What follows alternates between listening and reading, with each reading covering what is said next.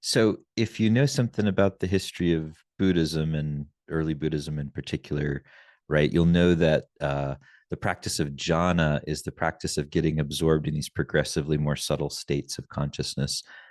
Here in the jhana community, in this group, we've been exploring all the different jhanas together, moving kind of progressively through that order of more gross to less gross to more subtle to formless states. And today we're going to kind of explore something different, which is I'm calling here the ninth jhana, but really just means resting in or being absorbed in what is, in the isness of experience. And so I'm going to talk a little bit about this and how it's distinct from the previous eight jhanas.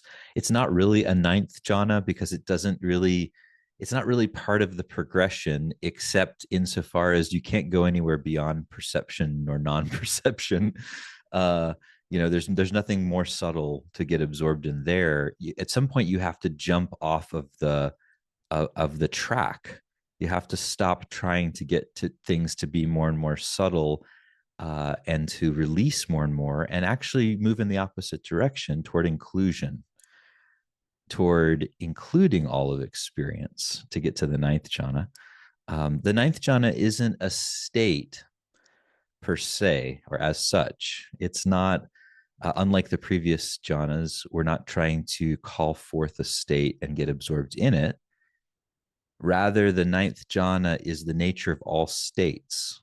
It's something that we can notice about states, about experience itself. So, what is the ninth jhana? I'm going to share some instructions here from a couple different teachers. I find these are very useful instructions for entering into the ninth jhana. So the first one is from a Tibetan teacher named Patrul Rinpoche. And he says, don't draw the mind inwards. And don't search for any external focus for meditation. Simply settle without altering in the very mind that seeks or thinks. I'm going to repeat this. Don't draw the mind inwards.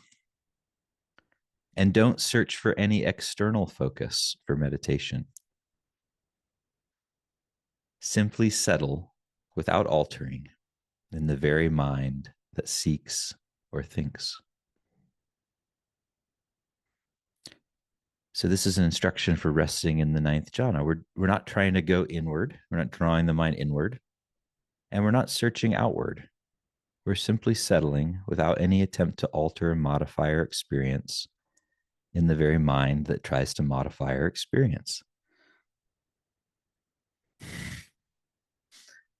Here's a simpler instruction from the Dzogchen teacher Lama Lena. Don't try to crawl up your own ass and disappear. I like this one better. I mean, this is my tendency, so I like this one, of course. But that's a funnier way of saying don't draw the mind inwards. And it's like, yeah, don't try to go anywhere and disappear, because that's what the first eight jhanas are really about from the point of view of the ninth jhana. They're all in some way an attempt to get somewhere or disappear into some kind of very refined and subtle and beautiful, but altered state of consciousness. And from the point of view of the ninth jhana, you don't need to alter anything to enter into the ninth jhana. This is why it's my favorite jhana, because you don't even need to practice it. You just are it. And the practice is remembering that, or the practice is letting go of seeking, of trying to find some state to get into that can be a final refuge. I remember going on retreat. I was on retreat at the Forest Refuge on a long retreat. And I remember being really upset that I couldn't find any state which felt like it was a refuge, including whatever I thought emptiness was at the time, which wasn't. I thought it was a state. That was the problem. And I came in and I said, listen, talking to this teacher, and I was like telling her, well, this is the issue. there's no refuge. I thought the Buddha said emptiness was a refuge. What's going on here? And she's like, well, yeah, you're getting it wrong. It's not a state. And that's the ninth jhana. It's not a state. We're getting absorbed in what is, essentially. Here's another point. This is another point of view on this. This is from the Zen tradition. Shunryu Suzuki Roshi, who wrote the famous Zen Mind, Beginner's Mind. And this comes from that book. He says that everything is included within your mind is the essence of mind. That everything's included in your mind, within your mind, is the essence of mind. So here, the way I like to think about this ninth jhana is that what we have are two things. We have experience on the one hand, right? And that includes all the states of consciousness and the things that are coming and going, which is everything. And then the other hand, we have awareness, that which knows, or that which reflects what the realm of experience without changing it or altering it, just simply reflects it as it is. So awareness is, in a sense, is the empty quality of experience. It's not a state. Awareness isn't a state. It's not an experience, right? Like if you go to look for your awareness, can you find awareness? Where is awareness? You could ask the question, what is aware of this experience right now? If you actually look to see what is aware. What I find is a not knowing. It's a kind of blip or a pulse. It's a looking and not finding. Tulku Urgyen Rinpoche, another famous Dzogchen teacher, he said, in the not finding is the finding. So when we look for awareness and we can't find it, that's it. That's awareness. Anything we can find is experience. It's a state, right? And often we're looking for states. We're looking for particular kinds of states, subtle states, pleasant states, blissful states, expansive states. We're looking for usually pleasant states. And then when we find those states, right, it's like, oh, thank gosh, I found the thing I'm looking for. And for a moment, we feel relief and we feel like everything is okay, right? And that's the temporary bliss of jhana. It's like, oh yeah, everything is okay. But this is a relative jhana, right? This is a state experience. So it's going to change. And that's the problem with all the state experiences, including all the jhanas. They don't hold up and they change. So if we want to be able to, as one Advaita teacher said, marry the one who can't divorce you. If you want to be able to get absorbed in that which you can't lose, then my suggestion would be to stop looking for states. And you could do this right now. You could just be like, okay, I'm going to give up looking for states. And as Patrul Rinpoche said, just settle without altering in the very mind that seeks and thinks. We don't have to get rid of the seeking.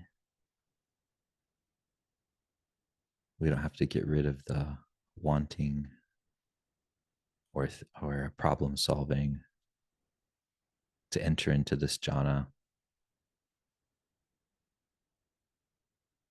We just have to rest as that very mind, because everything that's included within the mind is the essence of mind. So the move here, the secret trick, if you're not able to do this or you feel like you're not able to, is just to include whatever's present. So that's one thing you can do. You could just include anything that's there. And the idea here is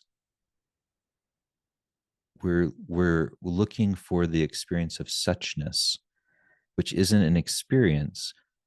Rather, it's the nature of all experience. So what is alike in all experience? What is similar? What's the common denominator of all experience? In the Tibetan, they talk about this in terms of one taste. They say all experience has one taste. And I think of this like wine. It's It's an acquired taste, the one taste. It's not something usually people have a sip of and they go, oh, yeah, that's really nice. It's usually like, like, what is this? And then you eventually you acquire the taste for suchness. And why does it take time to acquire? Because it doesn't taste sweet. It doesn't taste like the things we're seeking. So we overlook it and we think, oh, that doesn't matter. The isness of experience. Well, why would that matter? Every experience I've ever had has been like this. So I overlook it. I neglect the suchness because I think there's something better. There's some other state that's going to come along and it'll be better than this one. Understandable. But here we're just resting. Yeah, again, in the nature of mind itself.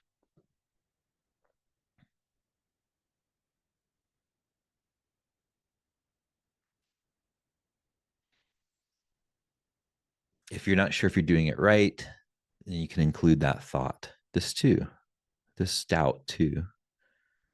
This doubt is also just as much an experience as any other experience. Fear, confusion, contraction, uncertainty. We only think these experiences are a problem when we believe the storyline underneath them or on top of them or wherever it is, that story. But if we just experience it at the basic level of sensory experience, right? Like Vipassana teaches us to do, we just notice, okay, this is what fear is like: aching, tension, tightness, shivering, anxiety. At some point, when we're not trying to resist the fear and it just is, we're just, there's an allowing, then we start to wake up to the nature of fear, right? It's like, oh yeah, fear is like this. It has the same thisness as everything else, including joy. Joy is also like this. So this is the one taste that I'm talking about of the ninth jhana.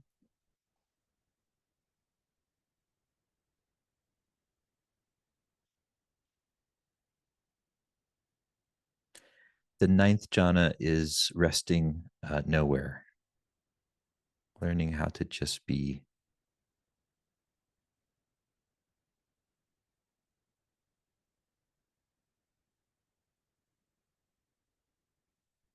When the mind isn't trying to reject anything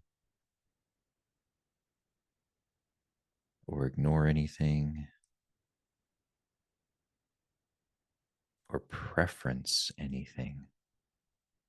The great way is not difficult for those without preferences, it says, and verses in the faith mind.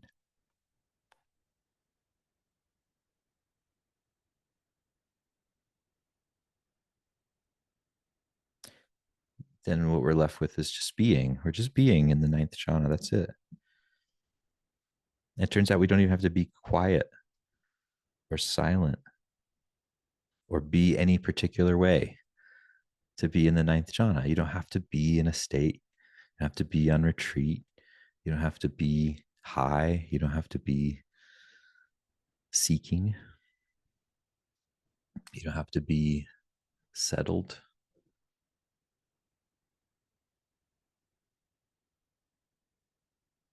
It's just that kind of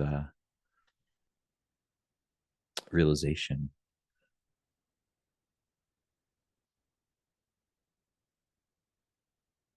So